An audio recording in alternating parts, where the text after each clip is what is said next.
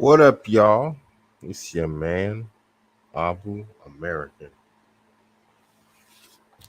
I ain't gonna lie, I ain't in the mood to do this live, but I said I'd come out for my people, so I'm gonna come out, but I'm really not in the mood. What's good, y'all? You know, our brother Matthew, mashallah, he over there killing it on his channel. He's really hammering it home the necessity. Let me check this sound real quick, because I got this fan running in the background. I'm not sure how loud it is inside the live. You know, he's really hammering it home.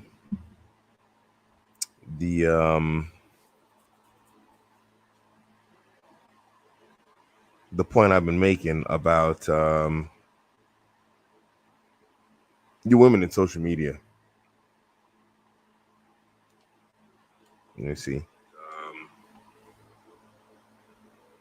You women in social media. That's not that bad, I guess. So anyway, you know, he's been going over these TikTok influencer sisters pages, and man, it's a hot mess. I don't think we can underestimate how important it is to monitor. I'm wondering if monitor is even a strong enough word. Ahmed says hello. Ahmed, you're banned. Since you can't give the salams to a Muslim, you're just blocked. I told y'all I'm not in the mood today. So Ahmed's blocked. I'll be on a block streak today. So anyway, it just shows the importance and the necessity of, I guess we're just going to use monitoring for lack of a better term, the social media usage of your female folk. You know, there was this influencer. The brother went over her Instagram. You know, she was on there with her husband, and you know, his face is blanked out and whatnot, and she's saying this and saying that, and you know, doing this and doing that, and all the while, she doesn't realize what she's doing to him publicly. She's like publicly emasculating him. You know, she's publicly just tearing him to pieces, and apparently, it was conveyed one way or another that this was not the intention. You know, the brother needs to slow down, stuff like this. Wa alaikum salam wa rahmatullahi wa barakatuh, Jawad. Barakallahu feek. You know, and wa alaikum salam wa rahmatullahi wa barakatuh. Anonymous assassin, good to see you, bro.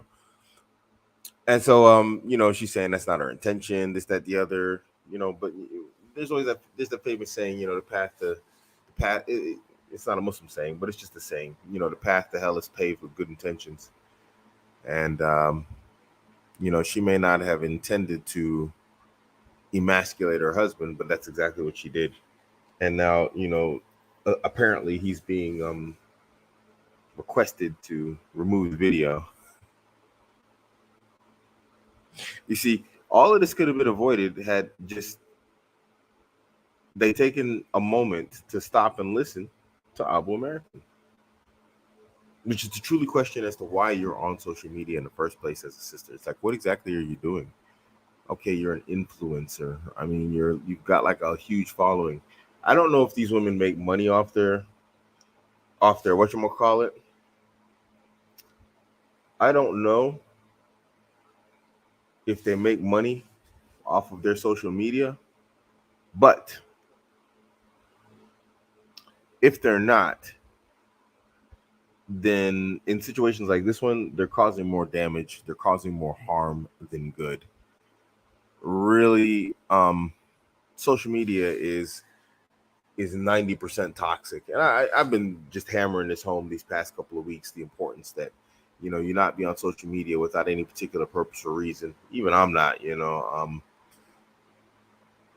if I'm not creating content, or if I'm not like, like now just, spreading something, a message, uh, I'm not marketing of some sort. I'm not really on social media. That's why I completely fell off on whatchamacallit. What's this thing called? Twitter.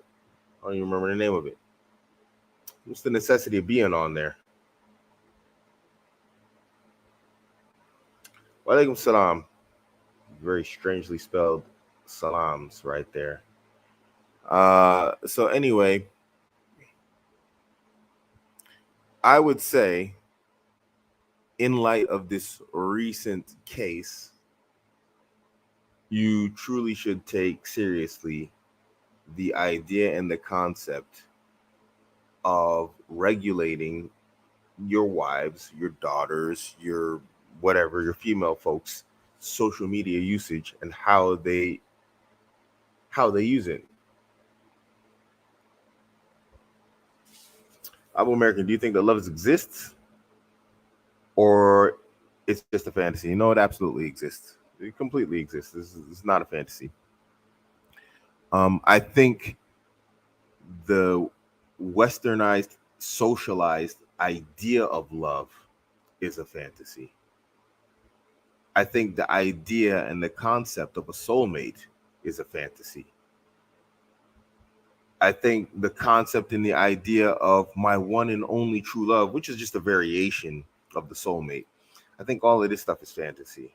But I don't think love is fantasy. No, love is absolutely real. And when I say love, I don't just mean like, uh, children's and, mothers, fathers, children, like towards their children. I mean actually like two people, a male and a female, to be clear, in a halal relationship, they can actually truly love each other.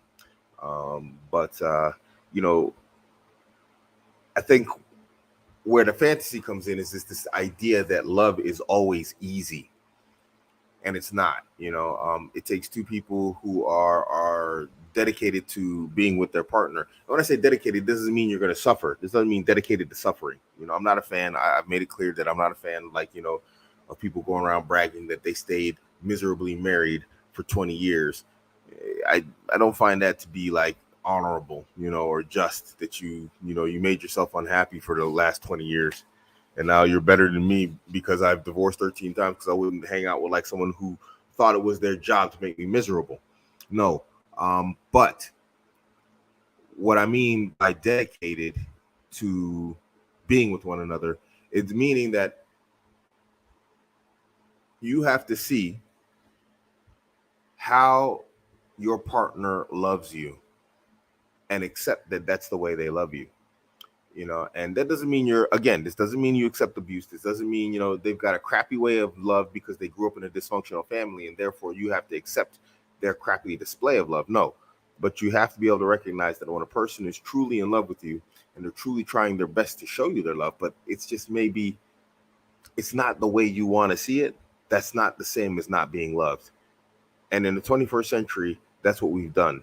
We've conflated and confused the idea of people loving us the way that they love us, but not the way we want to be loved, as not being loved at all. And that's patently incorrect.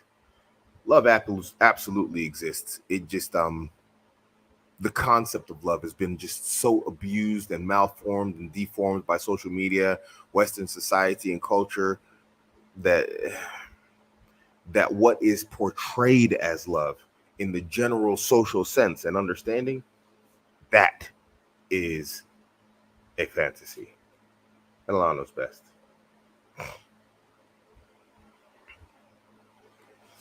Social media has deteriorated many marriages. Influencers are willing to lose their marriages just for attention, paycheck that might not even be permissible. Yeah, and I don't, to be honest, I don't even think a lot of these influencers are making paychecks. If they are, I don't know how. Maybe they're like selling ads or spots, because apparently that's the thing that people do on Instagram. They do advertisements for companies and then they get paid for that. But in this particular regard, this sister, she really emasculated her husband. She didn't realize she was doing it. By the sound of it, it sounds like she's sincerely apologetic. But I mean, this is kind of like that brother's fault too, because it's like, yo, you hear cheerleading this and this behavior, instead of like regulating and stopping. See, one of the things about masculinity, we're supposed to be leaders. We don't just let our women just lead and start running us and like, oh baby, I want to do this. Oh, I want to do this. I want to do this. And then you just all over the place with your chaotic energy. And you end up in chaotic situations like this brother ended up now, being mocked by a great number of people. And I hate to say it, but rightfully so. It's like you let this happen on your watch. But now, I kind of feel bad for him at the same time too, because a lot of times brothers, they don't see this stuff coming.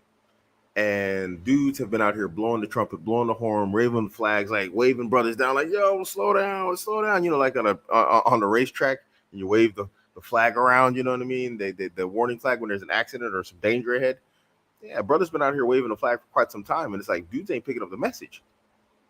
And now there's this, this crap show, this fecal show that some of these brothers have a front row seat to, because they've just gone along with the flow, and said that we're like panic mongers, we're misogynists, we're this, we're that, we're just bad people, bad husbands, bad this, bad that, because we want to protect ourselves, our wives, our children, our families from the ills of social media. And so it is what it is. Now people are suffering from it,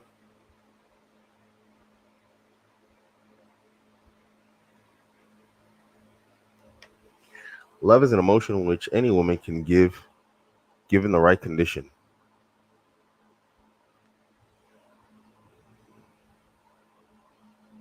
Yeah, why not? I mean, that applies. That's not gender specific. I mean, that could apply to men too, wouldn't it? You could apply this to animals. I mean, if you think animals are capable of love, I don't know if they're capable of love, but I know they're capable of like definitely showing like loyalty and affection. I mean, you can take the most savage animal. We've seen it like these animal whisperers. They take these cagey, angry animals, and then they treat them in a particular way, and then they end up being like these loyal, friendly pets. You can apply this statement to almost any and everything. Under the right conditions, almost anything can exist. You could take the most tame, docile man who has almost no backbone, and under the right conditions, you can turn him into an absolute savage that will like just be a beast in all ways, in combat, in business, and this, that, the other. While prior to that, he was nothing but timid and shy. This can be universally applied to almost any and every situation, thing, emotion. So, I mean, yeah, why not? I'm not really sure. Is this a controversial statement? I don't know. Explain it to me. I'm confused here. Wa alaikum assalam wa rahmatullahi wa barakatuh. Future Abu Trunks. Future Trunks. Man, I'm tripping over my tongue today. Dylan Anderson, wa alaikum salam. Let me see. I overheard an argument between some sisters in Islam that in Islam, the money that the woman makes is hers, and all the money the man makes is also hers. Did you ever hear talk about this? Yeah, I mean, it's true that the money is hers. If if a woman works, the money is hers. That the money of the husband is also hers. This is news to me. She'd have to present some proof of this. There'd have to be some sort of dalil to make the statement that it is something from Islam. She's saying in Islam. So that meaning that there's a hukum, there's a ruling, there's a hadith, there's an ayat that says it's her money. She'd have to provide proof of that. There is proof that the money that the woman earns is her money. There's now some of the ulama, I don't think any of the modern ulama have said it, but some of the scholars of the past have said that the woman needs the permission of her man to spend her money. So it's her money, but she has to seek permission from her husband to spend her money. I've seen this opinion, but it's apparently not widespread. But that the husband's money is also hers? No, I've never heard this before. Where is this at? Who says this? Where's some dalil for this? It's just women. You see, this is just women taking on modern feminism and then trying to make it Islam. And we find that this happens a lot with these sisters of our time. They want to take the benefit of Western secular society and the benefit of Islam and throw it together in some concoction of a new religion that is only to their benefit as women. One of my ex-wives, Becky, she used to always do that. That's not what Islam says. I'm like, what does that mean? That's not what Islam says. What are you talking about? Explain that. Anytime there was a benefit to her in a dunya sense, And I'd be like, no, we ain't doing that. She'd be like, well, that's not what Islam says. I'm like, what are you talking about? There's no connection here. So women just do this all the time. They try and take the best of both worlds, throw it together. Not all women, obviously, but we have those those who are more damaged and infected with Islam, excuse me, astaghfirullah, infected with feminism than they are living the lives of Muslims and Islam, and then they try and create, like I said, it's almost like the creation of a new religion, like this right here, like a woman who says that in Islam, his money is my money. Where does it say this? Someone needs to she needs to present the lil for that, when she makes a statement like that. So that's crazy. What do you think about women who use sex as a weapon and how to deal with it? I mean, Abdullah, you're a Muslim. She's not allowed to. Under no circumstances is she allowed to use sex as a weapon. It's not her right Islamically to deny her husband sexual access to herself. There are multiple hadith which talk about this. She's not allowed to deny. There is no such thing in Islam as marital forced copulation. We know what we're talking about. Grapes. There is no force. There is no marital grape in Islam. This doesn't exist. This is a foreign concept. If she's not menstruating, she's not dealing with some sort of illness or whatever else, some sort of harm within her body, then it's not her right to refuse her husband his conjugal rights. And now, before I go into solutions, it should also be understood that even if the husband is unjust, he's still her husband. And therefore, it is still not her right to deny him her body. When I say he's unjust, if he's a husband, and this is not a fatwa from Abuamerican, this is just simple facts. Even if he's not paying for her and he's not taking care of her as he's supposed to be, he's still her husband.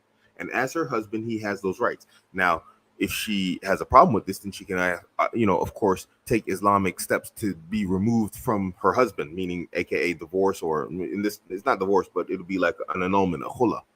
But because he's not meeting her rights, but it's not her place to deny him his rights, even if he denies her his, and vice versa. So now, as for using it as a weapon, you got two options. You leave her or you marry another woman. So you leave her. This is not a punishment for her, because any woman that's going to use, her sexuality as a weapon, she doesn't see you as anything. You ain't jack to her. So ignoring her, not taking care of her, which is not your position and not your place Islamically. If she does not give you your rights, it is not upon you to now take away from her rights, unless you have a ruling or something that says otherwise. So you either divorce her or you get another wife. I'm saying, punish a woman with another woman.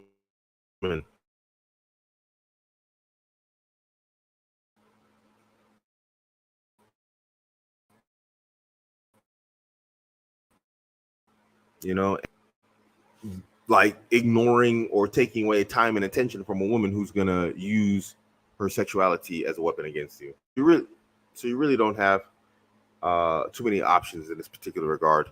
And I would say turn to the students of knowledge and the scholars of Islam and ask them, for advice in this particular affair. But as an Abuamerican, I'm not tolerating that. I mean, me personally, it's like I like my women. I didn't marry you so that we could hang out, and every time something doesn't go your way, the hoo-ha comes off the table. I made an entire whatchamacallit about this. I made an entire video about this.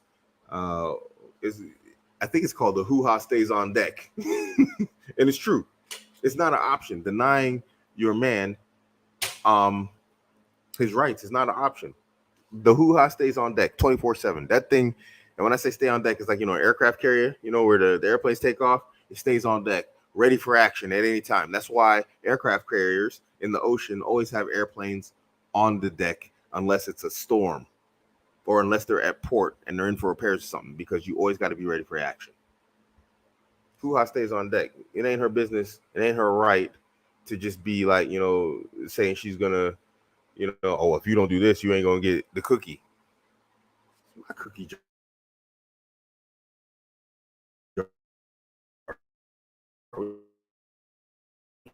You're talking about? It's my cookie jar, and if I can't get my hand, my connection is horrible today. And if you don't have access to the cookie jar, then maybe it's time to get a new cookie jar because yours is broken.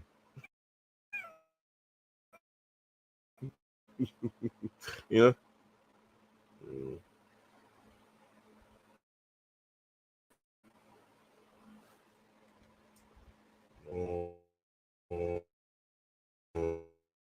Okay, why is this on? Okay, sorry guys, I'm having bad connections day today. Let me see where I'm connected to. I'm gonna change connections real quick, so I might disappear for a second, but I'm gonna change my internet connections. Hopefully it'll work. Give me 1 second.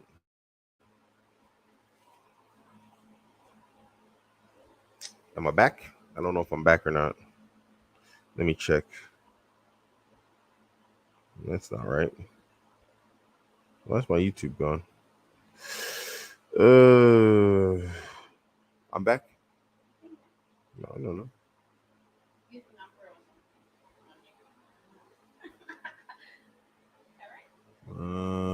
Yeah, I'm back. Okay, so thoughts on young Muslim men who want to marry but can't afford to fit the bill. I guess you mean foot the bill for a household. I know a few friends who let their wives work in the corporate world to help pay expenses. I'm not a fan of that. I mean, if you can't afford a wife, then I've talked about this a lot. Parents should help their children get married. And the problem is a lot of sisters, they don't want to live together with their husband's parents. Apparently, this is a big thing in a lot of cultural societies where the husband and the wife, when they're newly married, they live together with the parents, and apparently this has gone bad several times. I don't know. I'm a fan of it. I think it's a good idea for families that are just starting off. Instead of starting off on a negative foot, you start off on like more a neutral one, to where it's like you have the capacity to build and then move out into the world at a net positive instead of a net negative. And sisters aren't really helping the situation by demanding these huge mahars, these huge wedding parties, which cost huge amounts of money, and then demanding that they don't move in to his parents' house after he done spent like a whole crap ton of money, which could have been used on something reasonable, like buying an apartment, buying or a house or something. Yeah, dude, 80,000 mahar, you could easily buy an apartment somewhere for 80,000.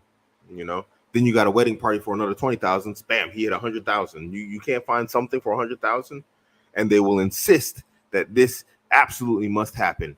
And then after that, he's not allowed to say, "Hey, well, let's go live with my parents." You just broke 100 grand on like a wedding and your mahar. How about sister? You give him a mahar of 1,000, have a marriage, of like an equal amount, 1,000, and then you move right into a house. So that's the first part. I mean, sisters need to be more reasonable and realistic, in this thing. And then letting your wives work in the corporate world. I mean, I just say go check out the YouTube channel R Space. It's literally R and then space SPACE. And check out that YouTube channel. Just go over there and listen to some of the stories. Almost every story of cheating, because it's just a channel about cheating. Almost every single story on that channel is about how the wife went to work, met a lover at work, and then cheated, and then the marriage fell apart. Not a fan of it. Not a fan of like wives out working. Walaikum assalam wa rahmatullahi wa barakatuh, Sali. Yeah. Real Femme Sapiens tomorrow. She wrote me on Twitter and said, "Hey, you know what? I have some commitments that I had prior to yours, and I didn't realize it because we're working on two different time zones. And so what happens is we shifted the show to tomorrow. So Real Film Sapien is tomorrow, and so I just decided to go ahead and do Even Phillip show today. I was going to do Even Phillip tomorrow, and then Real Film Sapien today, but I just switched it around. So yeah, it happens with collaborations.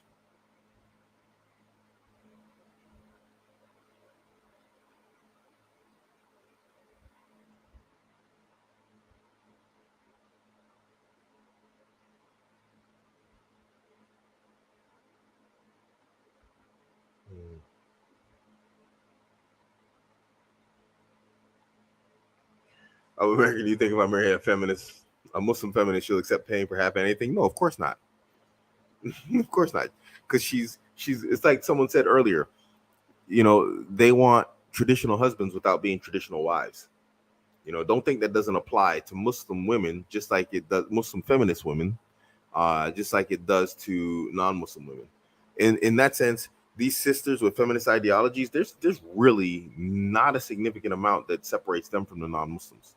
So of course she's gonna want you to pay for everything, while she doesn't cook, she doesn't clean, she doesn't want to have your kids. Not right now, at least. I want to have my career. It's gonna be like being married to a non-Muslim, but one in hijab. I'm not making tech fear. That's not what I'm doing. But what I am saying is that you're gonna have a hard time differentiating them.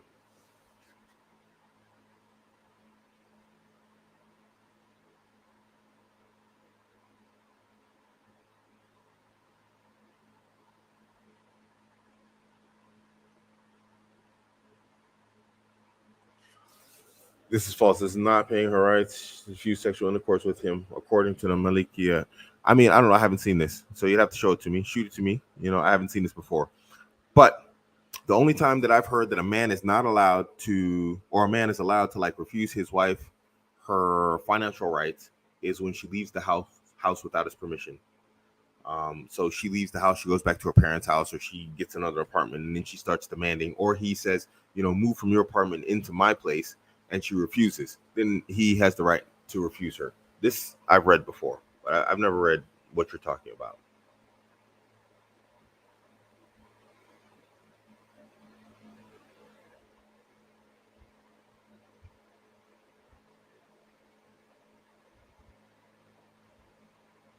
No, yeah, that's understood, and that's what I was alluding to. It's like if a young guy actually does manage to get 100,000 together. I don't know. Let's not even say 100,000. Let's say 80,000. She wants 50,000 maher. Let's bring it down even more. 22-year-old guy, he manages to work, in a halal way. He managed to stack up. Let's say she wants 20,000 maher, and then her wedding's about 10. He's got 30,000. They can't do something better than that with that money than like just sort of blow it out their rears. My dad would say it's like, because literally that's what you're doing. You're just wasting it. You can pay a year's rent somewhere, but she'll take that money and then demand that he has his own place, you know, and not moving with his parents. And it's like, yo, you started this, sister. You put me on the back foot. You know what I mean? So yeah. And then they'll say, well, you're not ready, but he is ready. You're just not reasonable, and a lot of issues that stem from that. It's not the brothers ain't ready. It's just a lot of sisters ain't reasonable. And what's reason? Lower the maher. That's not lowering your standard. That's just closer to the sunnah. A low maher is closer to the sunnah. Or marry older men, but they don't want to marry older men who are more established, and they don't want to lower their mahars. It's funny because sisters would love to say, there's other sunnahs to practice than polygyny, brothers. That's not the only sunnah. Yeah, well, at least brothers are practicing a sunnah. Y'all ain't practicing any sunnah by like demanding these crazy high mahars and crazy expensive weddings. It's nowhere in the sunnah. So it's like, yeah, bro. I mean, we get it, but do they get it?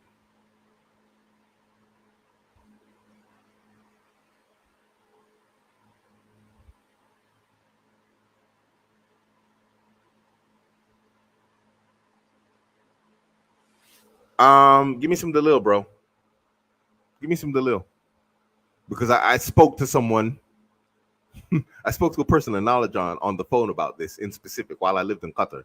So give me some Dalil, and then we'll talk about me changing my statement. But just because you say it, Mr. Fake icon thing there, anonymous individual, give me something better than your fake icon and a demand.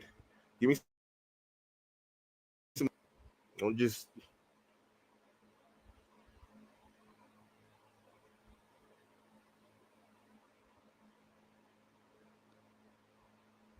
A Karuma in her late 40s who froze her eggs and spends half her salary on beauty products so she can compete with younger women and wonder why men don't want me. It's funny because there was this story about this woman who froze some eggs. You can find this somewhere if you Google it. And she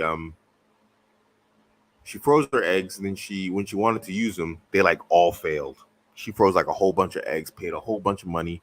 Every single egg failed. And yeah, now she's telling younger women like, yo, don't freeze your eggs. Have them kids now. So even freezing your eggs, they were talking about the percentage chance, like the percentage chance of failure for freezing and then thawing your eggs and getting them implanted and then having a positive pregnancy is very low. So it's not even a guarantee freezing your eggs. Alaikum assalam wa rahmatullahi wa barakatuh. When you get married, do you want to make kids ASAP, or would you rather keep vetting your new wife a certain time before involving kids? There's benefit in both. I mean, her not wanting kids early on is a bad sign. That's a red flag, and that's in my vetting guide. I put that in the vetting guide. If she doesn't want kids, if she doesn't want kids, is a really big red flag. If she doesn't want your kids, that's a red flag for you and her in terms of the relationship. So, I mean, in that regards, I would say, if she's pushing for kids early on, it's a positive. Time for further vetting. This does have its benefits, obviously. I am writing right now, vetting while married, the vetting guide for married people. And there are definitely signs you need to look out for once you get married. The reality is in the 21st century, a lot of these sisters, they're looking for help. They're not looking for husbands. They ain't looking for husbands. They're looking for help.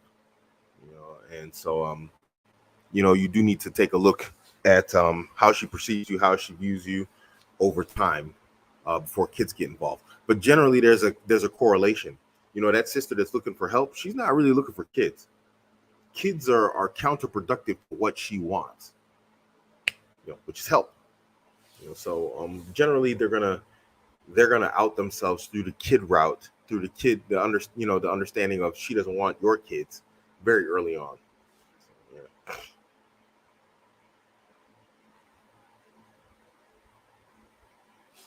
Assalamu alaikum. Wa alaikum salam wa rahmatullahi wa barakatuh. We know women do competency tests and also like attention. How should a husband check his woman when something went too disrespectful without looking weak and failed? Competency test. I guess you mean congruence tests. Okay, I was like competency test. Yeah, congruence test. A woman can do a congruence test without being disrespectful. Disrespect is intended. A congruence test doesn't have to be disrespect. They just pushing their boundaries. Pushing her boundaries doesn't have to be disrespectful. If a woman disrespects you, that's intentional. That's not a congruence test. That's her. It might be a congruence test, but it's like a really hard check congruence test. Like, let's see how much of a bleep you really are. Because she feels like she can get away. Like there's no boundaries to the point that she feels like, hey, I can insult this guy. I can literally like just offend him. I can be disrespectful and there's going to be no consequences. There's not going to be a consequence. A woman is disrespectful in her congruence tests when she knows there's no consequences. So if she's disrespecting you, then you failed a huge chain, a long chain of congruence tests that you never noticed. And now she's just like, I can just run over this guy. It's hard to come back from that.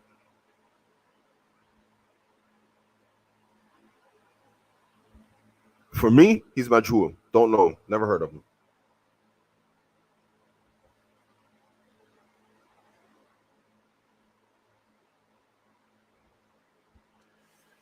Qatar was quite expensive.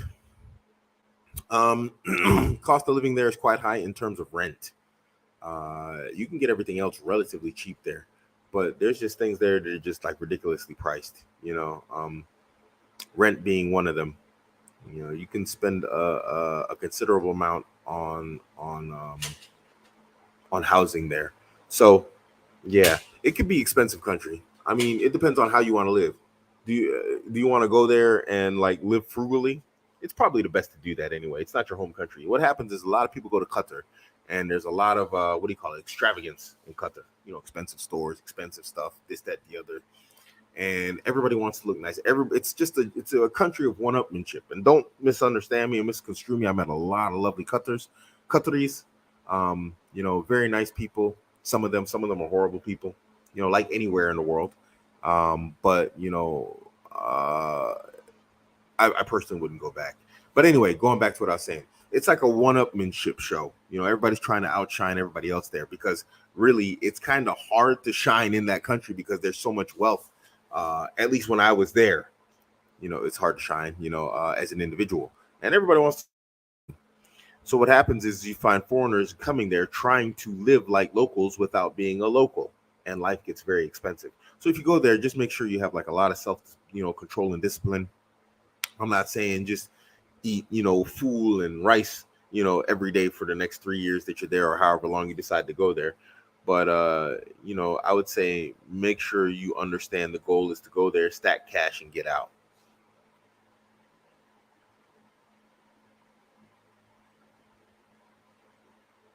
Abuamerican, would you rather have intellectual deep convos with your wife or wives, or just prefer sitting there chilling and vibing without getting deep? Definitely chilling and vibing without getting deep. You can't have deep conversations with women without them getting offended or upset about something. They always get offended about something, you start talking about, like, because now what you're talking about is like two different mentalities altogether.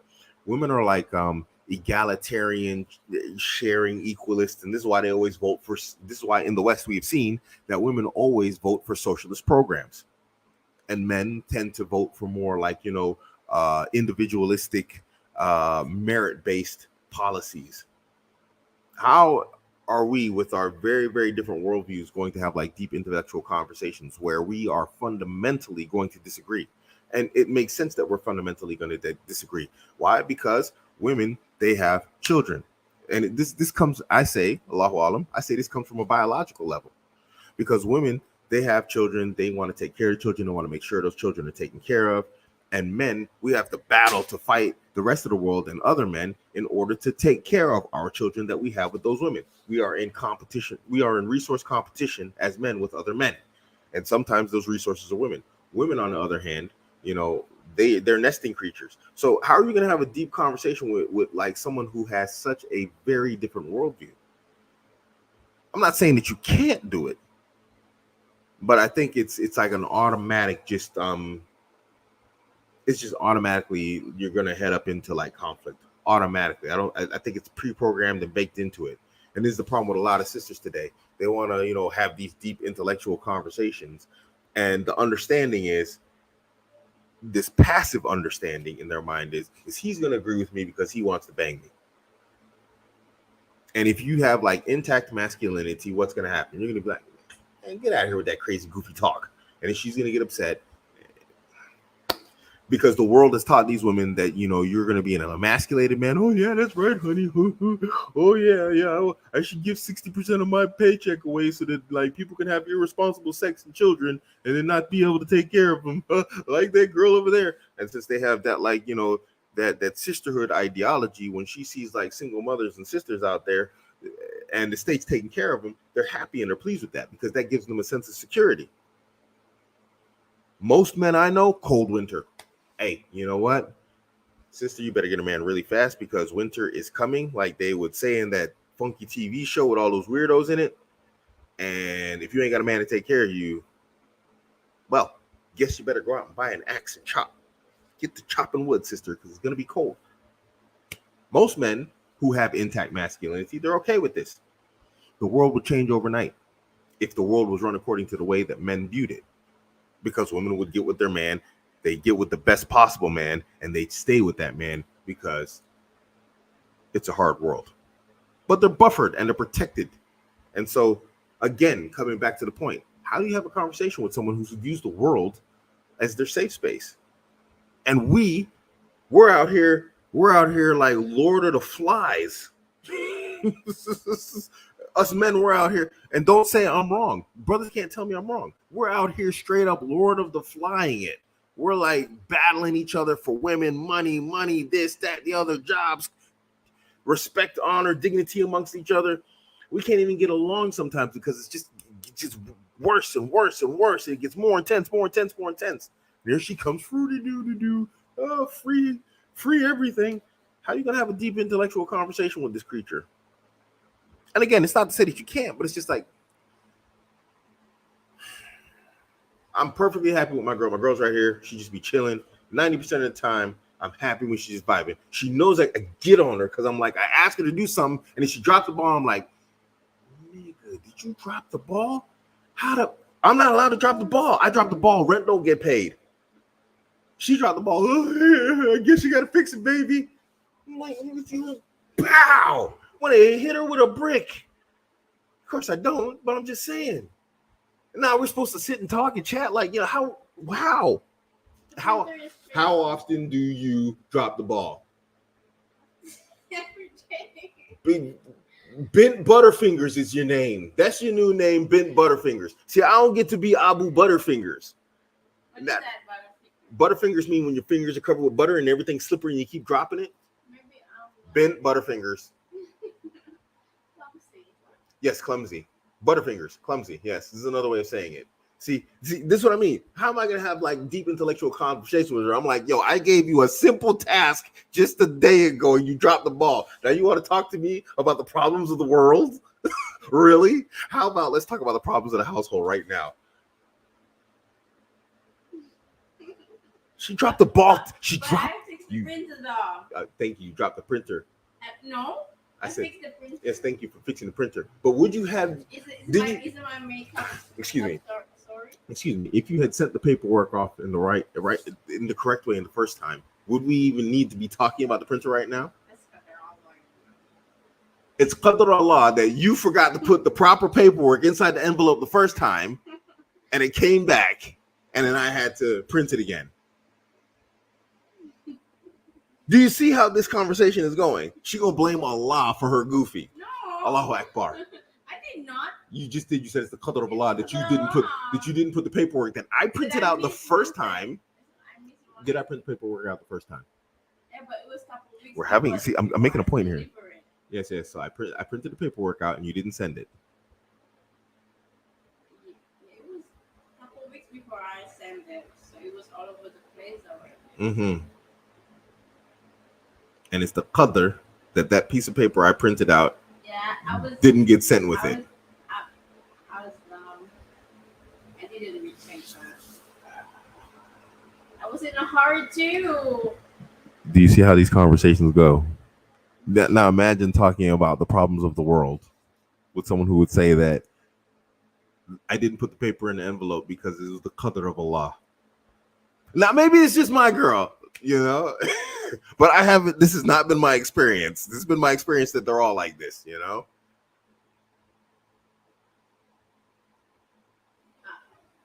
I'm going back to my questions. I'm still mad about that paperwork. Whew. Oh, please, woosah. I've heard of sisters complaining about husbands not being intimate with them or having no desire for them. Do you think this is because many men feel emasculated or just low T? Could probably be a combination of both. I mean, we've seen that recently. Research has shown that the testosterone levels of men in the 21st century is dropping like a stone, just like the birth rate is. And this probably has something to do with like all of the, you know, chemicals inside of our foods. You know, we're packing our foods inside of like crazy chemicals or plastics and whatnot that leach chemicals that act as like, you know, estrogens and testosterone blockers. It could have to do with a lot of stuff. Then it could also do with like a lot of stuff. Just here's the reality: a lot of sisters are jerks, and that's not attractive. You know, it's just not attractive. You know, man, you know how many women I've been married to, and they're like, you look at them, you're like, wow, Allahu Akbar, man, Allah made this creature like look amazing, and then she opens her mouth and you're just like, yeah, I mean, and then you just like, ugh. Yeah, I mean, there's nothing attractive about it, and so your desire for her drops and disappears because she opened her mouth. She could be as beautiful as ever, but she's just like, bleh. So it could be a combination of all that stuff. You know what I'm saying?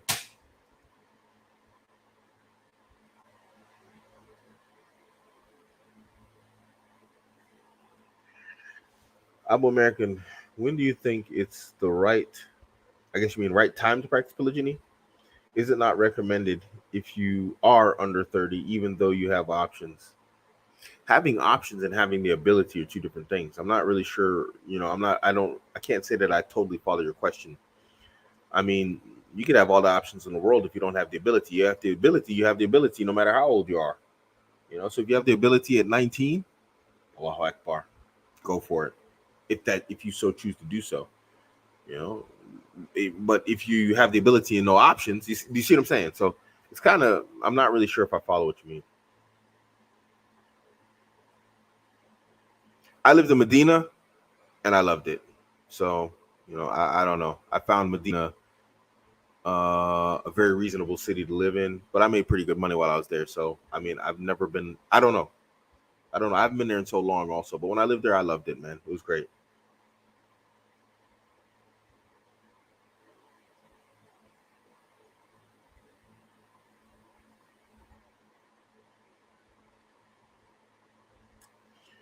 Walaikum assalam wa rahmatullahi wa barakatuh. Where should we draw the line when it comes to separate time spent with wives?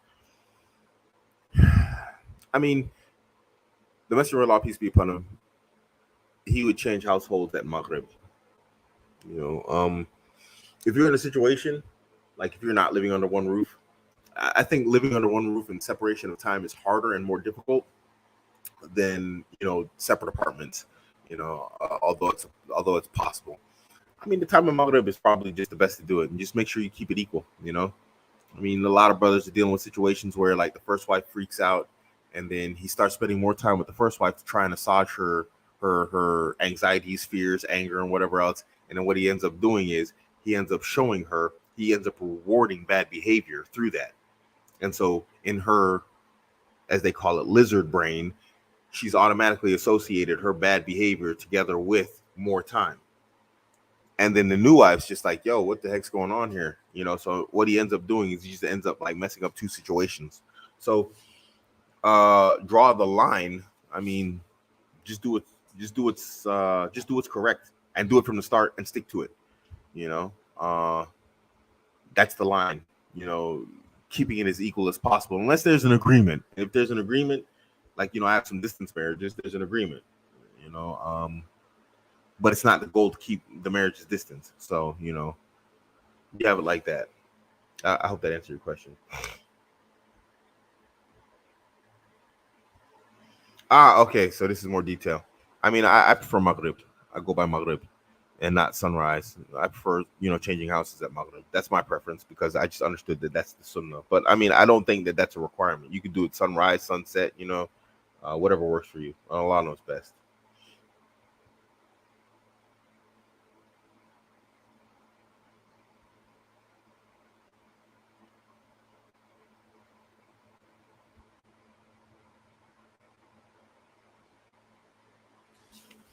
Walaikum assalam wa rahmatullahi wa barakatuh. Um, should a man ever seek revenge in case of extreme betrayal?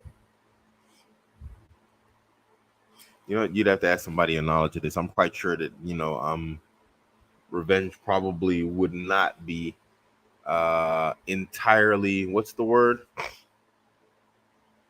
Condoned in the Sunnah, Islamically. So I would say go with what is more Islamically correct.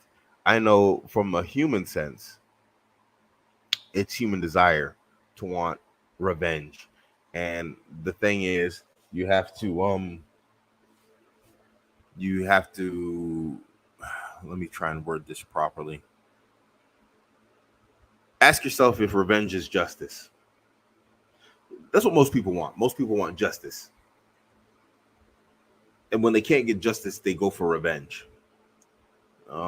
So you have to really look at when you want to go for revenge, what's really going on there inside of you.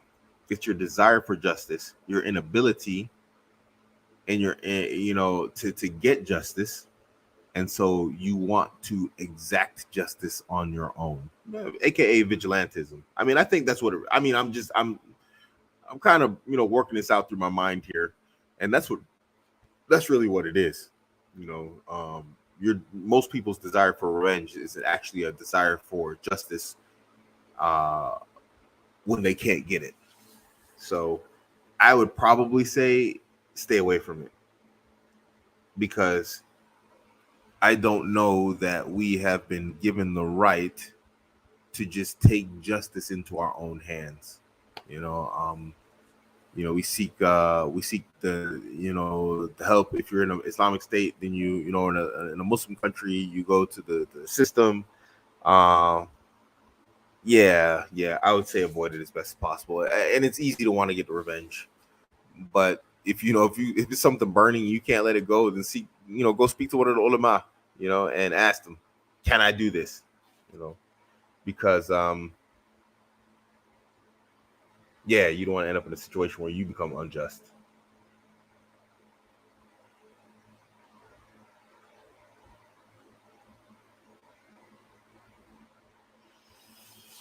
How do you handle internet and TV for your family at home? There's so much haram and society corruption. I mean, there's one TV in my house, and it's only connected up to the internet. Nobody is allowed in that room except me and my wife. Um, Nobody's allowed to use the television except me and my wife. Like, I mean, sometimes put Paw Patrol on for the kids. you know, um, Internet. The kids in the house do not have their own telephones.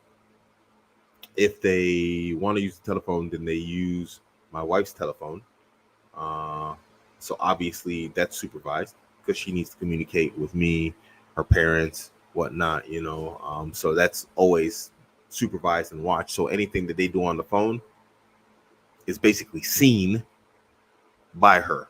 You see what I mean? Because there's going to be like the YouTube search histories and all that type of stuff. Whatever sites they go to or whatever apps they use, that's all her phone. So she's going to be able to see that and control that. So I mean, it's possible. It's just you got to be a little bit different. You know, what do kids all need phones for? What do they need phones for?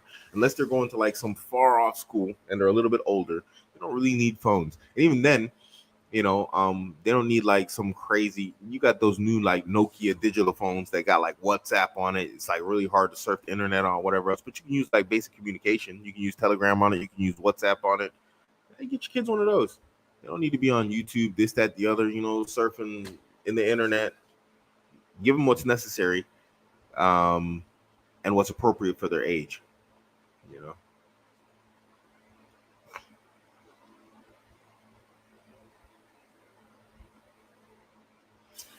Walaikum salam wa rahmatullahi wa barakatuh. Abuamerican. If I was to have a daughter, should I restrict mobile phone social media completely? I'm worried this might make things worse when they do get access. My daughter, she's 22. She has social media. She never uses it. You know, um, Give your children proper attention and a healthy upbringing. They're not going to desire, uh, social media attention and all that type of stuff. You know, Nice, stable, balanced home will fix most of those problems. And I know that that's pretty harsh because you can be like, dang, all these sisters out here came from messed up homes. Yeah, probably.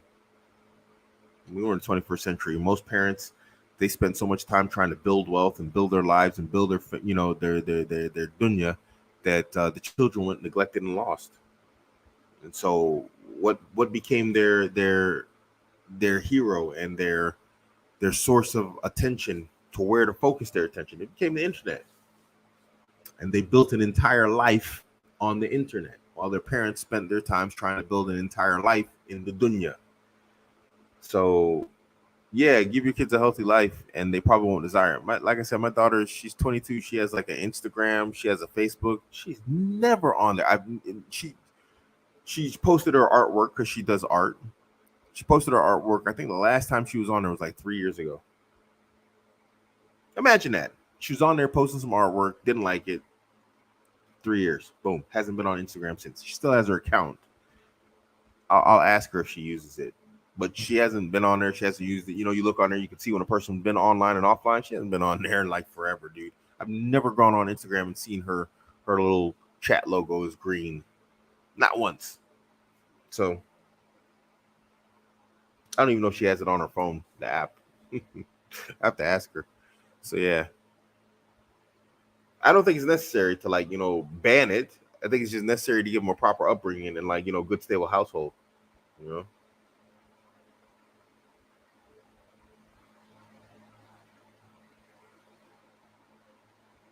Yes, that's a good story, and I understand your point. But again, he didn't have to ban the kids from having sweets in order to have them not desire them so much. You see what I mean? So it's the same thing like I'm saying with my daughter. She has it, but it's like, yeah, because she has a healthy relationship with it. $5 super chat from ye old Visigoth. Salam alaikum. Wa alaikum salam wa rahmatullahi wa barakatuh. Which books would you recommend for learning game?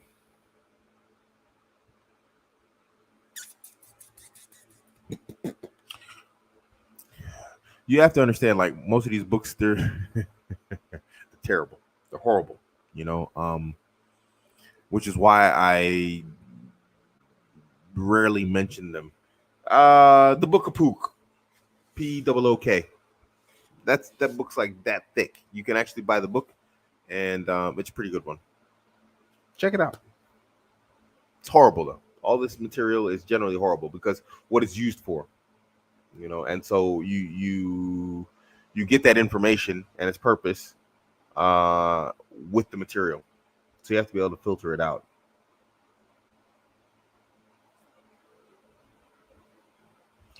Wa alaikum assalam wa rahmatullahi wa barakatuh.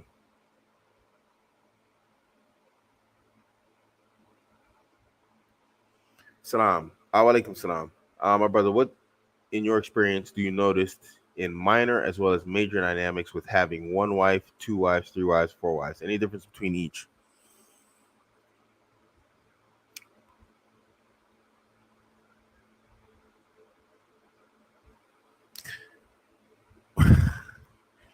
One thing that everybody always focuses on, especially for the male side, is the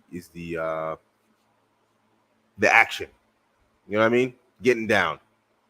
And what you come to notice is like between when you get one wife to two wives, how much intercourse she has, like you have increases significantly. And this is why I tell guys be in good physical condition when you get married. This is what I know guys, everybody automatically goes there.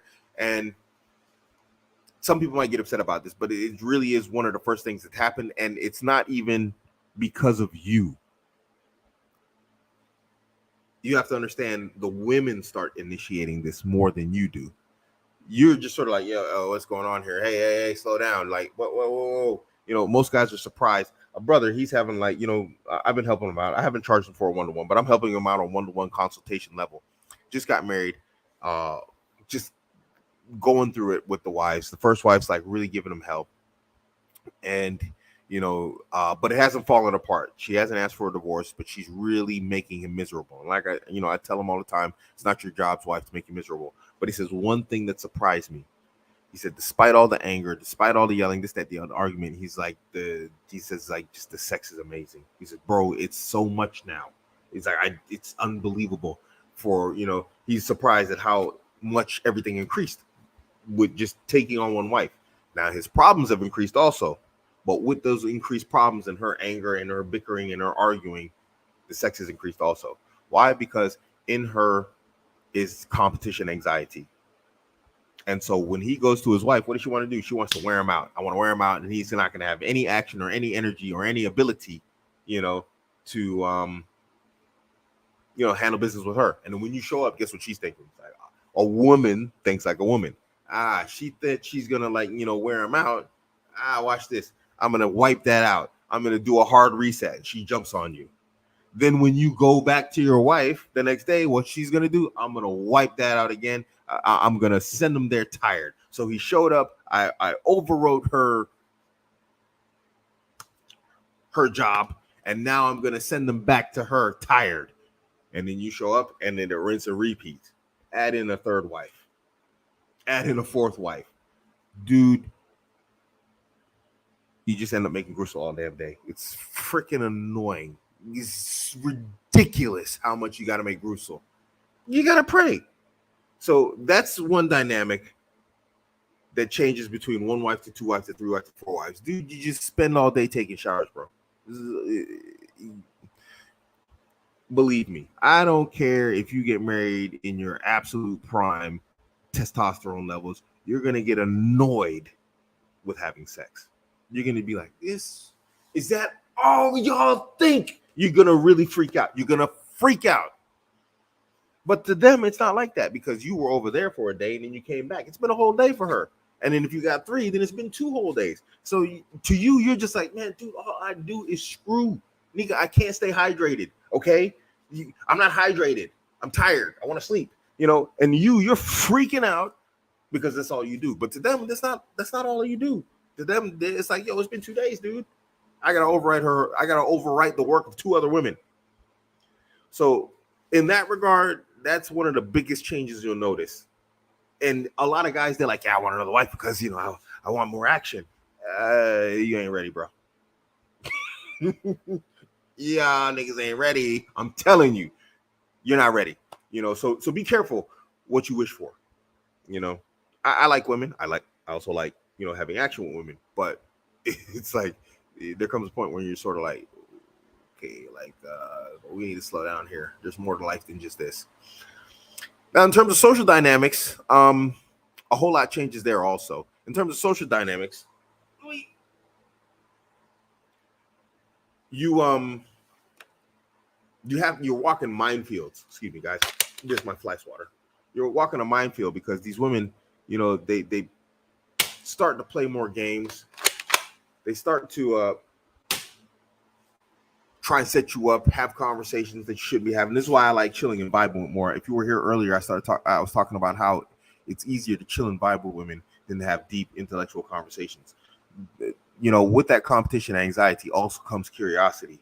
They want to see what the other wife looks like. They want to, know what she's doing, does she cook, what she cooking, this, that, the other, and it's just like, so you start dealing with like a different level of social dynamics and female, you learn female dynamics and their combat strategies because you become the tool to their strategy. You become their weapon, and don't think you don't. And I don't know if they do it intentional. They will literally try and use you to undermine your relationship with another woman without the intention of ruining the relationship with you. And I don't know if that makes sense, but that's how it is. So they don't want to ruin her. She doesn't want to ruin her relationship with you. She wants to ruin your relationship with her. And she's using you as a tool. It should be pretty easy to understand because what happens if you get divorced with a woman and you have a child? She starts using the child as a weapon against you. She doesn't want to harm. What happened? Oh, there we go. She doesn't want to harm the child, but she will gladly use the child as a weapon to try and harm you, right? So it's the same thing with her co-wife. And it's not always like this, obviously, but some women, they can't do better. So, I mean, this could be a whole video. I could write a whole book on this, but yeah, I mean, those are some of the most immediate changes and things you see. You know what I mean? I have a theory. I don't know if it's been mentioned, but do women only use tactics that work on them? For example, shaming tactics. Women have been shamed. Dread game. Women use it as a test. I mean, women tend to read from a playbook. I always tell this story also. It's like, one of the ways that I came to Red Pill was, when I was in Qatar, I had 3 wives. And one was German, one was Somali, one was Kenyan. And so we had 3 different women who spoke 3 different languages as their origin, who came from 3 different religions as their origins. One was, of course, born upon Islam. One had like more traditional, like, African type of religion, and then they had the ex-Christian. They all became Muslim. There's nothing that really united them other than being female, and they didn't talk to each other, but they were saying the exact same thing. And I just remember going from one wife to the other. It's like she's like repeating the same thing that the other one was saying verbatim. I was like, that's weird. It's like she just said that. And then I flew to Germany to see my German wife, and then I know these women don't talk to each other. And then I show up, and then she's saying the same thing. I'm like, what the? Now I'm sitting here like, how is this even possible that y'all are saying verbatim the same thing? It's biology, bro. And that's when I came to the idea that this is biological. And that's when I started writing my first book before I found The Rational Male. So yeah, it makes sense that they would, use tactics that work on them.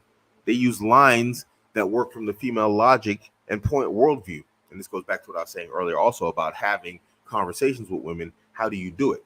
You want to have deep understanding intellectual conversations with women, and you think on two different planes entirely. So yeah.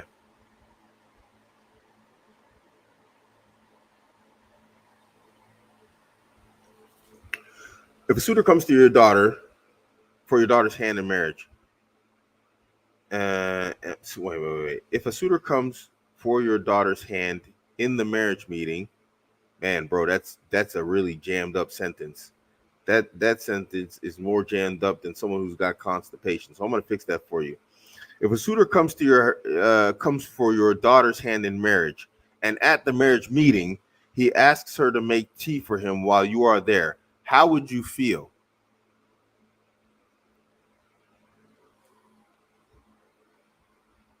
I'd be curious how my daughter's gonna react. I'd be totally curious. Like, I wonder how this is gonna go. I wouldn't mind. He's there to see my daughter as a potential wife. So now she's looking at him as a potential husband.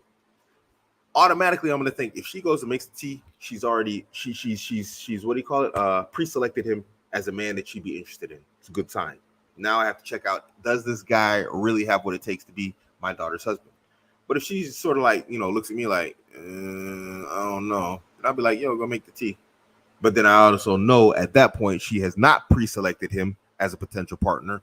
And that means it's probably going to be downhill from here, even if you check the boxes, because she's going to say at the end of the meeting, I don't like that dude. He looked funny, and he need braces and some contact lenses instead of them horn rim, Coke bottle bottom glasses he's wearing. You know what I mean?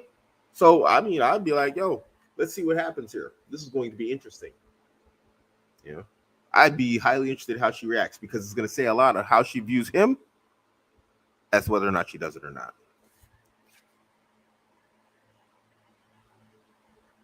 Game tip for multiple wives in a home. You have to absolutely, I don't know if it's game, but you absolutely have to have the frame. You have to be able to recognize who is the most authoritative woman in the house, because there's always going to be authoritative women in the house, and you're going to have two women sometimes. They're going to start battling for authority between each other in the house, and so you have to be the go-to point for them, to where it's like one's going to whine and complain and the other one's going to whine and complain, but they're going to whine and complain to you, and they're not going to take it into like mortal combat with each other. This is something I learned in Qatar when my two wives went at each other with knives, and that doesn't mean that just because you establish this, that they won't battle it out between themselves. It's very hard to pull off, to the point that, I've been thinking about like taking back the concept that you should even try having multiple wives under one roof. I'm not really sure if you should try it. I think it's possible, but now I'm at the point where it's like, I'm personally, I don't even know if I have the patience for it anymore. Can I do it? Yes. Have I done it? Yes. Am I willing to do it in the future? Allahu Alam. I'm not really sure it is something that even I want to do anymore. It's a lot of work, and you have better things to do as a man than to manage a household. That's their job, to manage the household. So my position is slowly creeping towards like, yeah, it's possible, but should you do it? You know what I mean? Because all you're going to do, well, I wouldn't say all you're going to do, but you're going to spend a lot of time managing households. And it's just, bro, y'all got better stuff to do than that.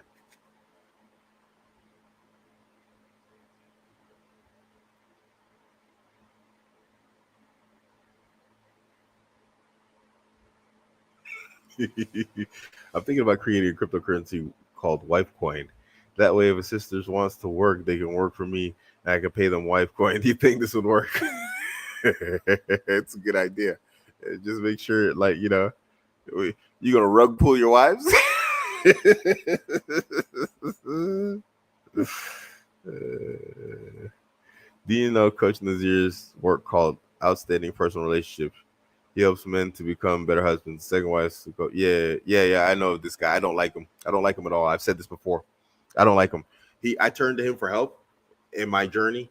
This guy is why Abuamerican exists. This outstanding personal relationships. I can't stand him. Don't like him one bit. So I went to at the time, their main platform was Facebook. I went there looking for help. and it came out that I was Salafi. Some people were on there just saying some goofy stuff, and I just gave them. I really didn't intend anything harmful. I was just, hey, bro, that's incorrect. You know, if you look at this and this and this, the proof says this is incorrect. And then the dude's like, oh, you're one of those Salafis. I said, yeah, I'm Salafi. You know, to me, I was just like, yo, I'm not even here to discuss Salafi. I'm here to discuss like polygyny right now. How do I get help? And then this dude, the outstanding personal relationship guy, comes in, just starts attacking me because I'm Salafi, just going nuts, like just some bonkers, like whack job. Like if I like kick this dog and then spit on his family, man, F that dude. That brother can eat a whole sack of winkers. Screw that brother. Don't like him.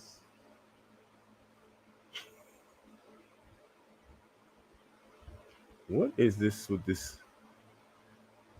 Man, I'm stupid like them.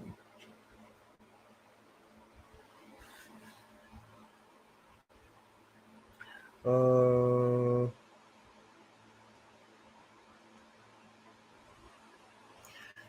do you meet women in Western society? I'm in the States who are open to polygyny. Seems like all the women are completely against it. My wife's the only one who's cool with it. And now there's a lot of sisters who's cool with it. There's a whole lot of sisters cool with it. It's just, are you that guy for her? Most brothers aren't that guy for the woman, you know, and for her to consider being in a polygamous relationship. This is an ego thing, and a lot of guys don't.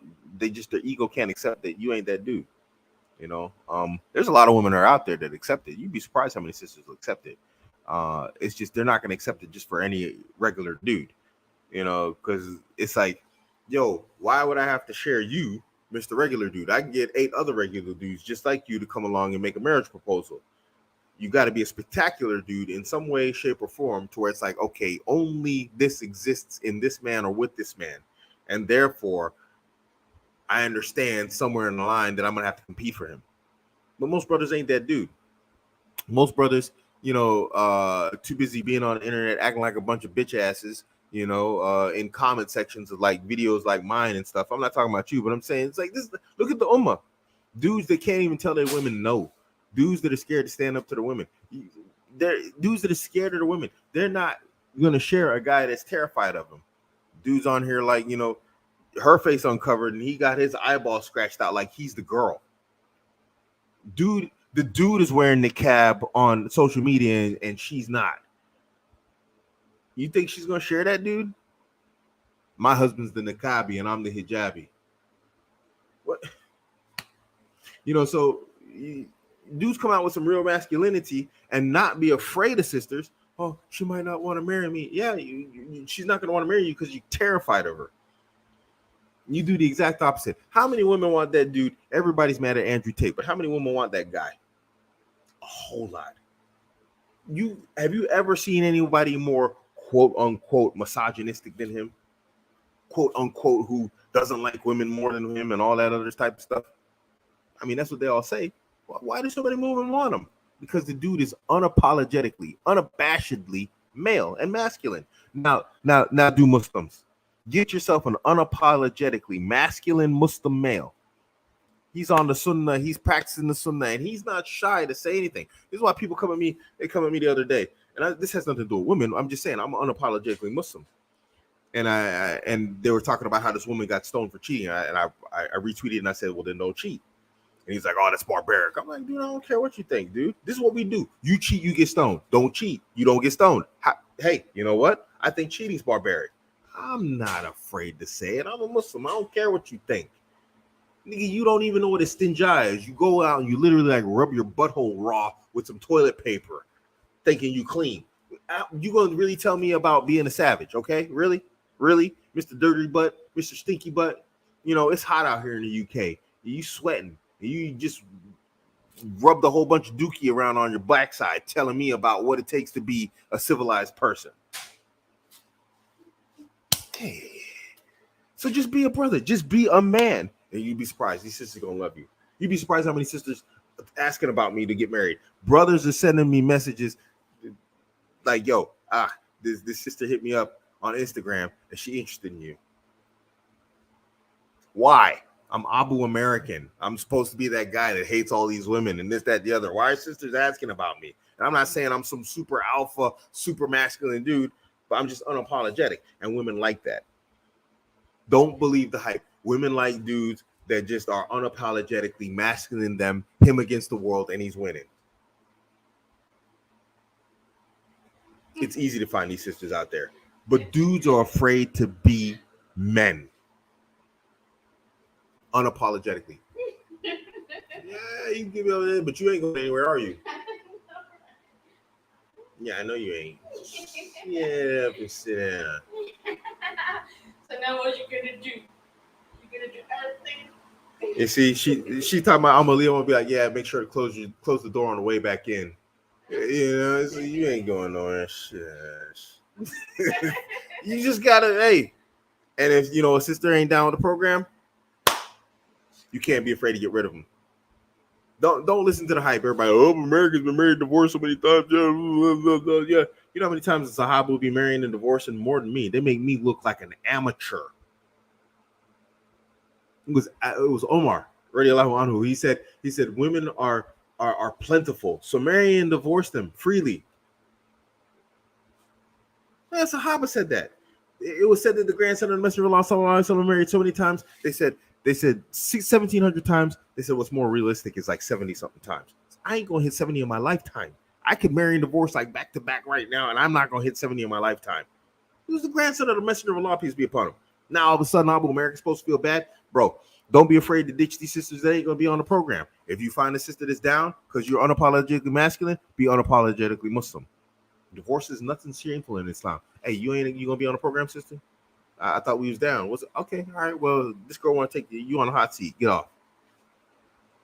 Be unapologetic masculine, and you're gonna find these sisters throwing themselves at you left and right. Inshallah. Salam alaikum. Wa alaikum salam wa rahmatullah. A Bengali brother married a Somali sister. Okay, cool. Alhamdulillah. Now the girl's family want him to leave his mother, and move in with them. Is this a normal? I'm not Somali. How am I gonna know if that's Somali custom? You gotta ask a Somali, bro. Sorry, I can't help you. A Somali, can a Somali please answer this question, please? I'm married to a Somali, but I don't know.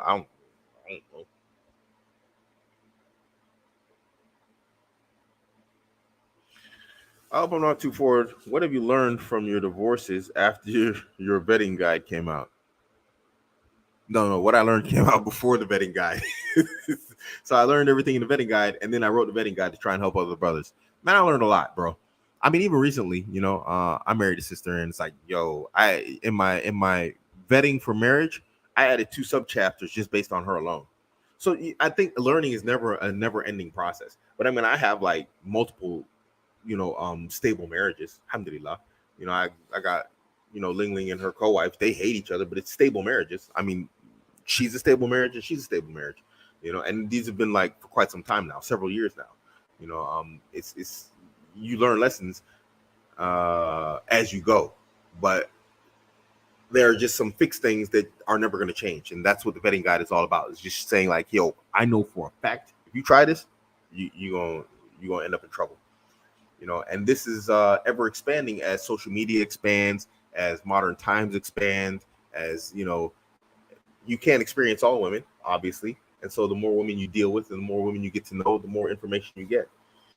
But like it really helps you hone down and bring down the, what do you call it?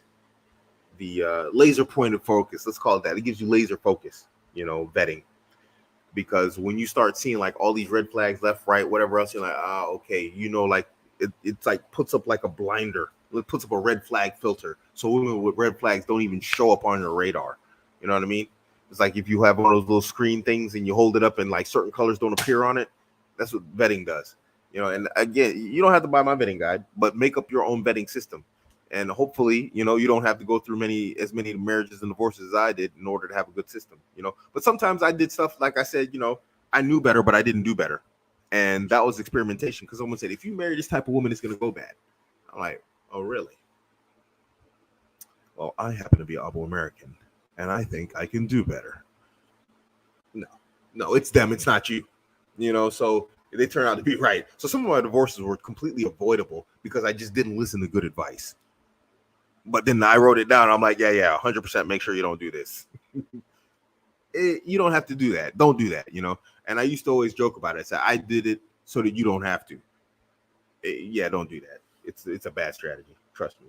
Because at the end of the day, sometimes some of these women work out for a little bit of time. To where their red flags are not like really bad, but then over time, you really see how deep the rot goes. And then by the time that comes, someone asks, "Does love exist?" You end up loving a woman, and then you end up getting hurt.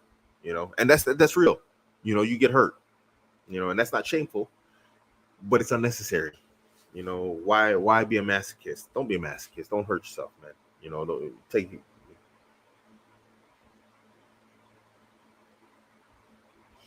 Would you get an apartment with 4 floors? Yeah, that'd be awesome, man. But I prefer like 4 houses. Like I got this neighbor over here. He's got like 4 houses in like this circle. I'd need 5. Because I need an apartment for myself. I don't. To be honest, I don't live by myself. I want to have a rotation to where it's like I visit my wife and then one day is for me only, maybe 2 days for me only. Yeah. What are you looking at? Y'all goofballs. Y'all are goofballs. I like non-goofy stuff. I'm the technical guy at work and all this type of stuff, and I'm like, yeah, 4.76 degrees by 32, right? Bang, bang, bang. And I come home and it's like, I forgot the paper.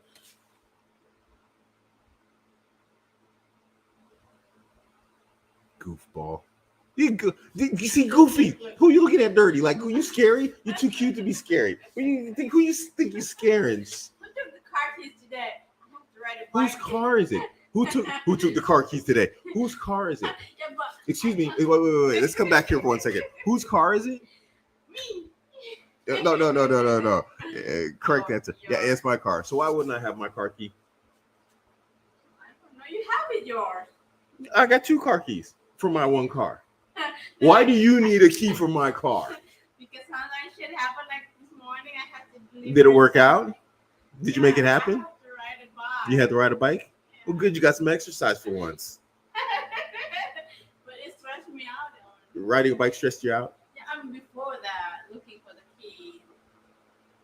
key. Poor thing. You stay-at-home wife. You got stressed out looking for the car key. Life's so hard. Oh. Were you afraid you're going to starve without the car?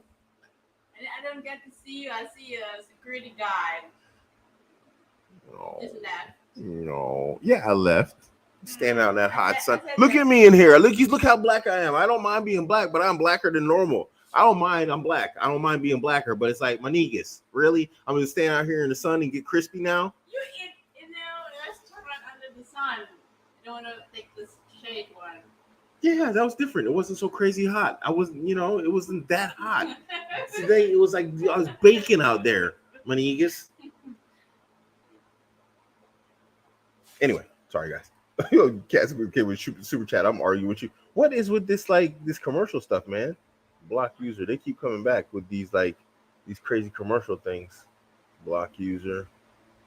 Sorry about that, guys. I was battling out with the wife there. Dude, Desi with a 20-pound $20 super chat. Walaikum salam wa rahmatullah. How's it going, bro? How did it allow? When I started off the show, I was like, y'all was in a bad mood, bro.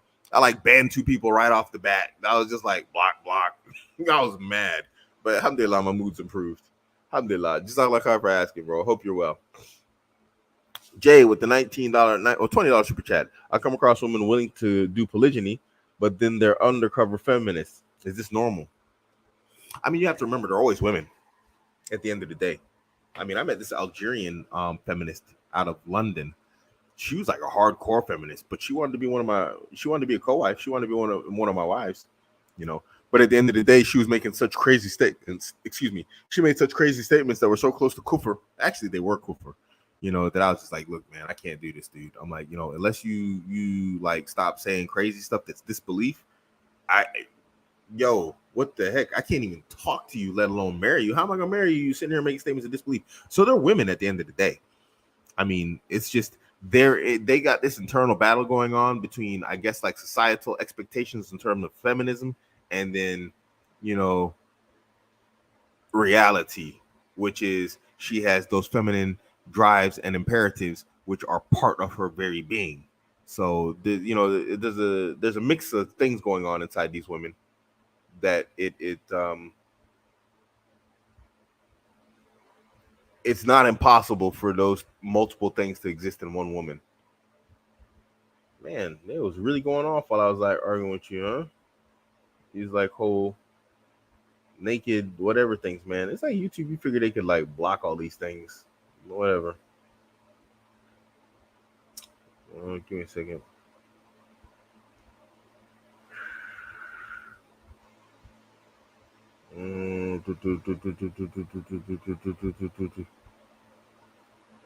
What are your thoughts on Matthew Dejani's No Strings Attached to Car? Yeah, all the best to him.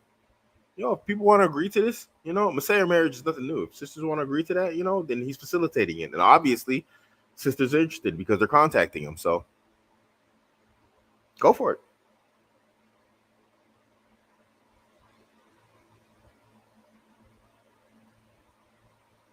No, I have not. So, and I haven't heard of her.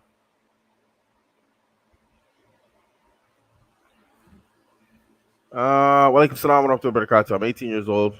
Would you advise, that's what an S, not a C, bro, me marrying at 19 while you're building yourself, or is it better to wait till you're financially capable? It's not impossible to get married and build, but I say it all the time. Building while married is building on hard mode. It really is. I mean, if you're up to the challenge, then do it, man. But understand that it is hard mode. It's not impossible, but it is hard mode, especially when you start throwing kids in and everything. It's just you get easily distracted and pulled away because you need to be a good partner, which takes time and effort, and you need to be a good father, which takes time and effort, and so that detracts from your ability to be one or the other. It's almost like sisters trying to say that they're going to be full-time employees and then full-time wives. It's like something suffers, so it's going to be the same thing with you. Something's going to suffer, Dude Desi with $15 super chat. Jazakallah khair. With so much spiritual warfare going on, I pray from my heart that Allah subhanahu wa ta'ala always guides us and endlessly keeps us steadfast on Iman. Ameen. Ameen, bro. Ameen. Nothing else to say to that, but Ameen.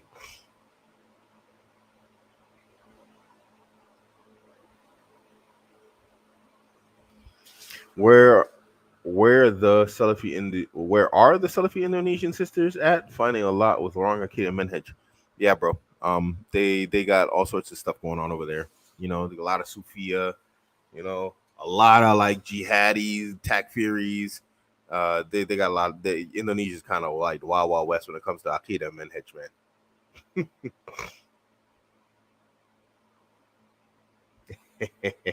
Yeah, that's a secret, but they're good ones. Ones I'd never experienced before. Really but it was obvious, but never did I experience them. You just gotta wait for it to come out, bro. It's gonna be good, inshallah. This one's probably gonna be thicker and bigger than the actual vetting guide itself, and I'm calling this 1.5. This is vetting 1.5. Vetting while married. Yeah, yeah, crazy stuff, bro. Crazy stuff.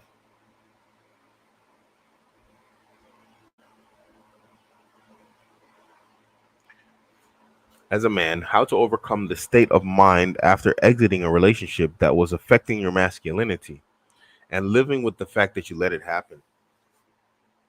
It's a lesson learned, bro. Like I said, I never once wanted to be married and divorced as many times as I was. So that affected me because I didn't grow up in a dysfunctional household, like women coming and going left and right, back and forth, back. I didn't grow up like that. You know what I mean? I grew up in a stable 2-parent household. You know. No, I didn't see it. Was that 19? Yeah, I did that one. Yeah. So I think I did.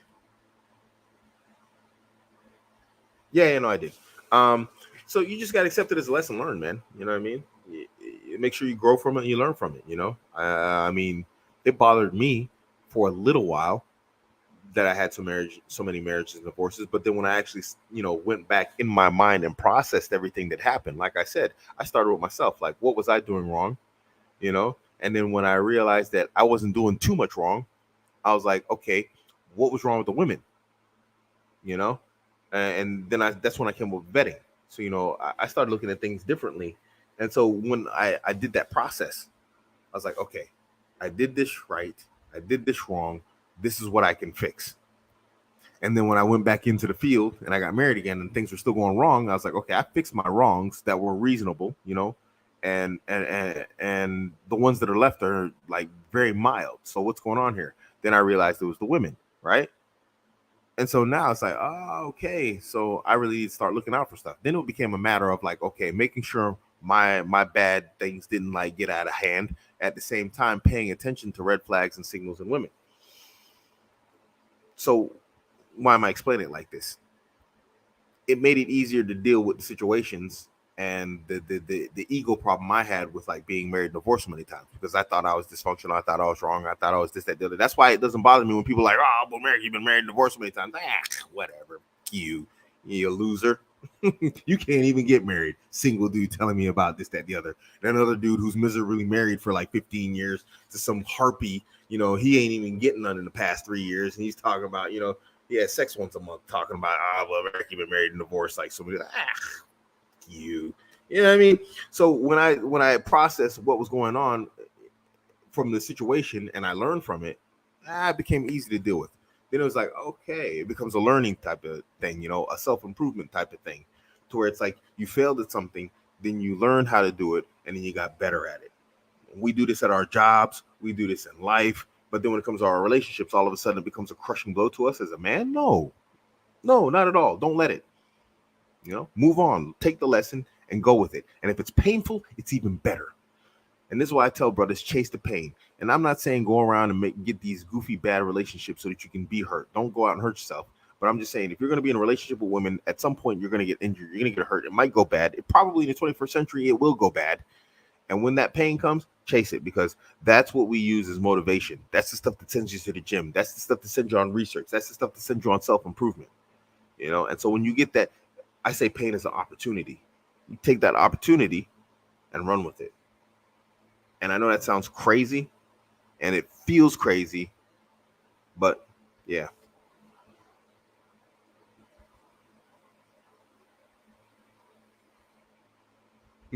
I straight up was in such a bad mood, I banned a dude for saying hello.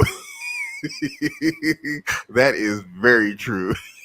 That's how bad this live stream. I was like, this brother's name's like Abdullah or something, or his name was Ahmed or something. He said hello. He couldn't give me a salam. You banned. That's how bad a mood I was. That brother's banned. He's banned for life. I'm in a good mood. He's still not unbanned. He's gone. Bro, I'm like a maximalist. I'm a Bitcoin maximalist. So yeah.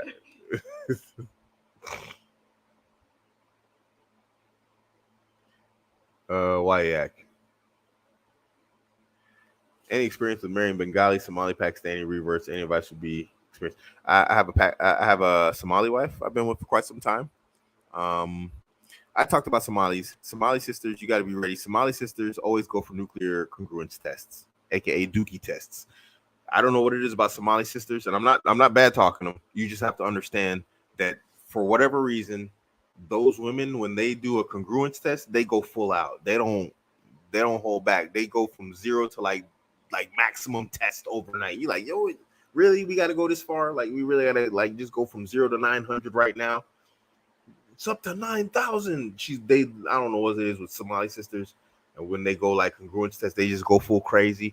But they go full crazy. So that's my experience with Somali sisters. I have not met a mild Somali sister, where she's like, I don't care if they're older, if they're younger, they all just do congruence tests that are nuts. I was recently, I had a fourth wife. I had magical words in the proper understanding of the Akita. She's Bengali, and there was a lot of cultural issues there with even making the marriage happen. And then, she's a nice sister, and I wish her the best. But she wasn't ready for marriage, and so from a cultural sense, from the Bengali cultural sense, they ain't trying to marry their daughters to like no niggas, let's just be real. They ain't trying to marry their daughters to anybody who ain't from their people in general. And so that was the cultural thing that I noticed there.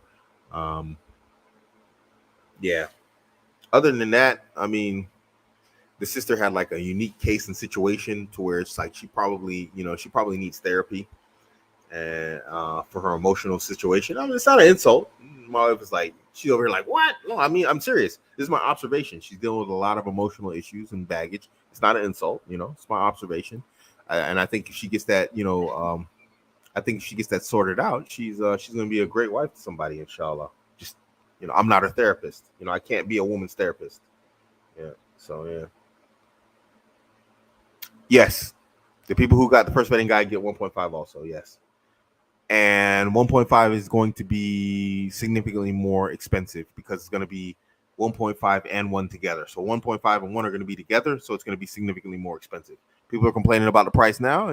Just wait until 1.5 comes out. Man, what is with this, like, these porn people today, man? They just be really out here in action, right?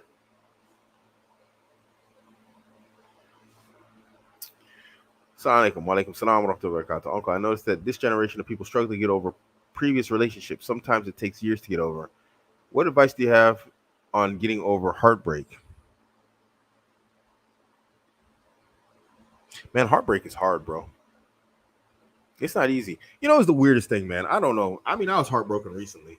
I talk about it. I'm not afraid to say it. I got heartbroken recently. Had a wife, and she just pulled up all of a sudden, just out of the blue, and it was like I wasn't expecting it. I wasn't ready for it. Just kind of caught me off guard. I mean, it hurt. I was like, wow. I got over it though, like in like a day and a half. I literally had to leave work. I was at work. I had to leave work. I did home office out in the middle of the forest and stuff. It was like, it was like a day and a half of like severe, like like just struggle. It was about a day and a half of severe struggle. So you've been struggling sleeping like weeks. Yeah, but that's not severe. That wasn't severe. But the hardest part that I had to deal with, it was like about 2 days of like the day and a half of like the hardest part where I was just like, yo, I called up a homie. I was like, yo, man, I don't know what the frick's going on, man. I was like, what the heck? I ain't never, and I hadn't experienced it like this, and I don't even know why, because it was such a short marriage. Bro, it's never easy. But you got to understand that, like, your life, especially as a man, your life, too many people depend on you for you to be like dealing with like heartbreak and heartache and whatever else, to where it's like you become like non-functional. And although dudes do function, you can't, like, I talked about like that one dude. He's a non-Muslim dude. He was with the girl for like 5 years. No, what was it? I can't remember exactly what it was. He lost his girl like 5 years ago, and the dude is still struggling. He's still burying his head at work for 5 years and avoiding women, and still talking about his heartbreak from 5 years ago. You can't afford that as a man. It's wrecked this guy. This guy, he should be everything that women want. He's like top tier dude in Berlin, and he doesn't have like 3 women. It's the craziest thing. It will destroy you as a man. You can't allow that. How do you get over it as a man? I don't know how women do it, but as a man, you can't allow it to yourself. You cannot allow it under any circumstances, because people depend on you, and you need to depend on you, and it will cripple you socially, personally, in your development if you don't. I had to stand in the office. I went in there at night, to pick something up, and I was like, dude, what are you doing here? And he just needed somebody to talk to. He was like, yo, this, that, the other, man, she left me for this jerk, and now blah, blah, blah. I was like, dude, that's it. I just gave him the rundown. I was like, look, man, take your butt to a gym, and I'm combat gym. Get back and work out. Do this. He said, yeah, I'm doing that with so-and-so work. He told me the same thing. I was like, yeah, he's right.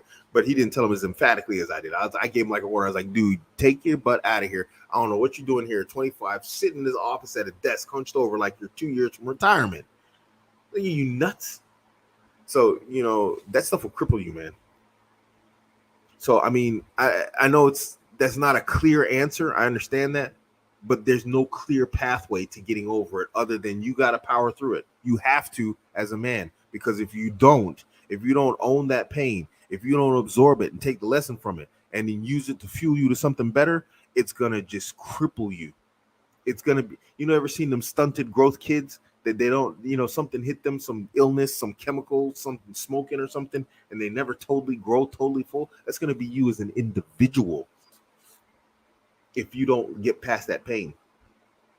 And so sometimes you're just gonna have to embrace that pain. You have to chase the pain. You just have to go for it and just be like, you know what? I don't know what I'm doing to try and avoid that pain, but let me just lean into this real hard right now and just see where it goes. You know, I cut my finger here. It was like really deep. It was really bad.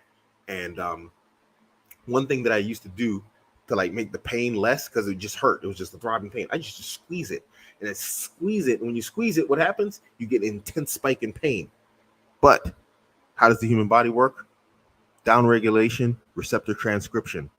You're flooding now the pain sensor. So what happens? Your body starts shutting them down. You let your finger off. Now it doesn't hurt so bad. It's not throbbing anymore because it's like your body has down regulated all the receptors for pain in your finger, because it's like, okay, yo, we're gonna pass out if we don't cut this off. It's the same thing with your heart, and that's dangerous, and it's also necessary, because you don't want to lean into it to the point where it's like you can't like love anymore. But at the same time, because that's how that down regulation looks, you start putting up shields and walls and barriers to actually allowing yourself to love somebody. But at the same time, it's necessary to like be able to learn how to control that pain, because we're not women.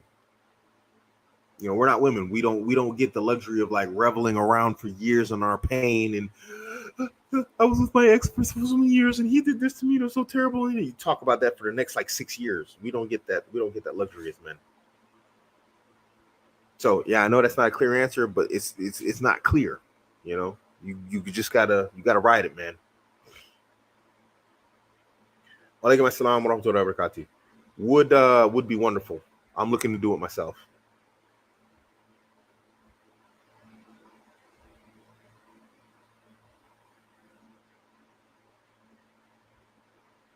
You gotta ask Mahdi. That's his thing.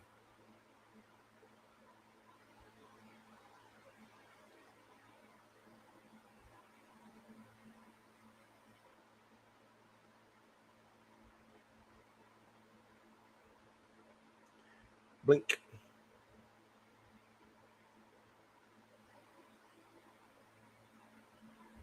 And you. I mean, yeah. No. I mean, let there be no question about it. I mean, E and J and H and S. I'm still like an H and S fan, but like when it comes down to like a store of wealth, like bear market, whatever else, man, you can't beat Bitcoin, bro. Even my H and S, I traded in some of it for Bitcoin. I mean, because that's how you can withdraw easy. Convert your HNS to Bitcoin and withdraw it like that. I mean, I put a lot of HNS. I was an HNS miner. You know, E and J. I made a bunch of money off E and J. But what did I do with all that E and J? Yeah, I bought Bitcoin. So you see what I'm saying? I even use altcoins to get more Bitcoin. So I mean, yeah, I know I'm a fan of this stuff, but let there be no question about it. My Ethereum, it's all Bitcoin now. You see what I'm saying? So don't misconstrue. But HNS is like very different. I'm still an HNS fan because it has an actual case use. It's amazing, you know.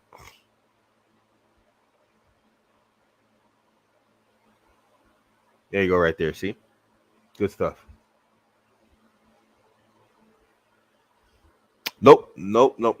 She had a lot of issues, unfortunately.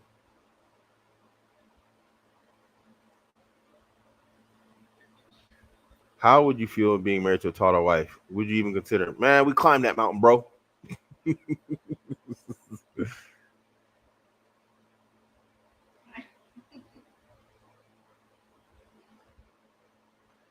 I mean, if you're dying and leaving any of your children behind, the dunya is a dangerous place for all your children, male or female. Just imagine how your sons are going to fare in this world where like it's trying to emasculate him. Your women are mostly safe, actually, because the world's going to take care of them no matter what their bad decisions are. But your sons, they don't have that luxury.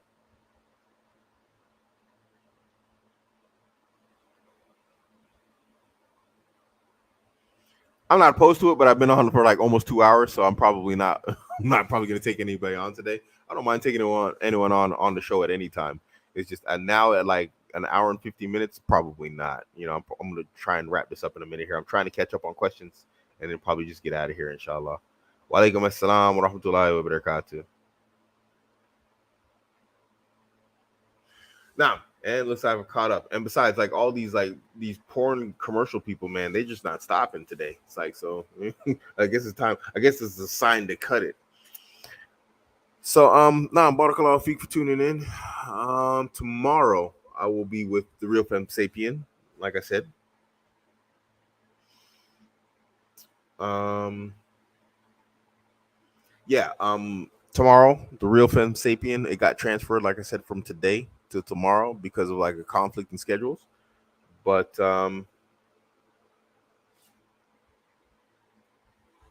any considerations for Hydra? I mean, I thought about quite a few places. Nothing really appeals to me, unfortunately. I'm probably just gonna end up choosing something like Malaysia and sticking with it. Not really. No, no real considerations. I'm spoiled. But yeah, thanks for tuning in. Tomorrow, Real Femme Sapien, I'm gonna be talking to her about saving femininity. She is a femininity coach. Like I said out there are not many femininity coaches. I don't know of any Muslim femininity coaches, but Real Femme Sapien has been on with like some sisters. Most notably Naima B. Roberts, and they had some pretty detailed and nice conversations. So I want to talk to her about her work in trying to revive femininity in the modern women or the modern woman and this type of stuff. So inshallah, we will. I'll look her up. Crimson Cure, huh? I'll look her up here in a second. And so inshallah, tune in for that conversation. Inshallah, it's posted, so you should be able to see it. Jazakallah khair for tuning in. Assalamu alaikum wa rahmatullahi wa barakatuhu.